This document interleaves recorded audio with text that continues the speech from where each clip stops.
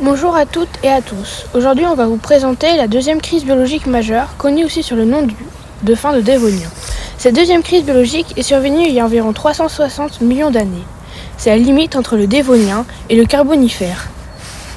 À ce moment, la terre ferme commençait à être colonisée par des plantes terrestres, des invertébrés et les premiers tétrapodes. À l'époque, la colonisation du milieu terrestre par les êtres vivants n'en était encore qu'à ses débuts. Les causes de cette deuxième crise biologique sont plus ou moins connues. Il semble qu'elle soit liée probablement à des éruptions volcaniques importantes et peut-être aussi à un impact d'astéroïdes. L'émission de gaz volcaniques en grande quantité, tels que le CO2, aurait conduit à des changements climatiques majeurs, entraînant des changements d'érosion et l'altération des roches. L'altération et l'érosion en augmentation auraient débouché sur des excès de nutriments dans les océans. Du coup, à la baisse d'oxygène dans les océans, ces phénomènes aurait empêché les animaux marins de respirer, ce qui serait l'origine de l'extinction massive. Cela aurait provoqué aussi une élévation du niveau des mers. L'élévation du niveau des mers sous un climat chaud aurait conduit à l'envahissement des plateaux continentaux par des eaux mal oxygénées, ce qui aurait provoqué des extinctions d'espèces. Le fait que les organismes les plus capables de tolérer des milieux mal oxygénés et mieux que les autres résister à cette extinction vient étayer à cette hypothèse.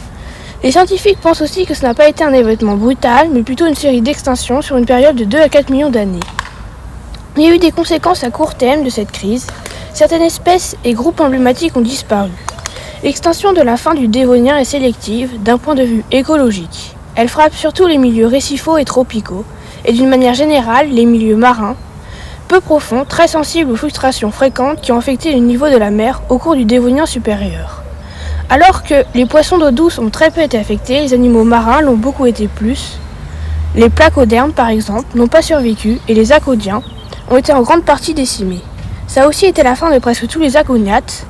De très nombreux brachypodes se sont éteints. Les conodontes ont presque tous disparu et une seule famille de trilobites a survécu. Les animaux et plantes terrestres ont également été touchés par les crises de la fin du Dévonien, d'un degré difficile à évaluer car les fossiles est bien plus fragmentaire en milieu continental qu'au milieu marin.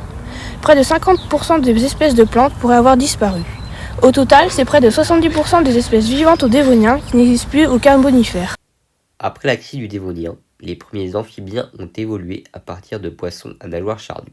Ces amphibiens étaient adaptés à la vie à la fois dans l'eau et sur Terre, marquant ainsi une transition importante vers la colonisation des écosystèmes terrestres par les vertébrés. Les premiers reptiles ont évolué à partir des amphibiens à la fin du Dévonien et au début du Carbonifère. Ces reptiles étaient mieux adaptés à la vie terrestre que leurs ancêtres amphibiens, ce qui leur a permis de prospérer sur la terre ferme. Leur diversification a conduit à la domination des reptiles pendant une grande partie du Mésozoïque. La crise du Dévonien a aussi ouvert de nouvelles opportunités pour les insectes. Les premiers insectes ailés, ptérygotes, ont évolué à cette époque. Leur capacité à voler leur a permis de coloniser une variété de nouveaux habitats et de se diversifier rapidement, ce qui a eu un impact majeur sur la diversité et la structure des écosystèmes terrestres.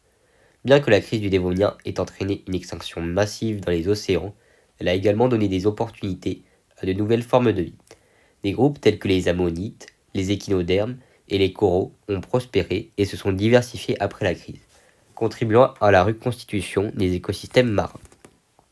En conclusion, la crise du Dévonien représente une période décisive de l'histoire de la Terre, caractérisée par une série de perturbations environnementales majeures et une extinction massive d'espèces. Les causes de cette crise, telles que les éruptions volcaniques massives et les changements climatiques, ont eu d'énormes répercussions sur les écosystèmes terrestres et marins, entraînant la disparition de nombreuses espèces. Cependant, la crise du Dévonien a permis d'ouvrir la voie à de nouvelles évolutions et adaptations. Des groupes tels que les amphibiens, reptiles, insectes ont émergé et se sont diversifiés pour remplacer les espèces éteintes. Elle a été un moment de renouveau et d'adaptation, illustrant la capacité de la vie à rebondir face à des défis environnementaux.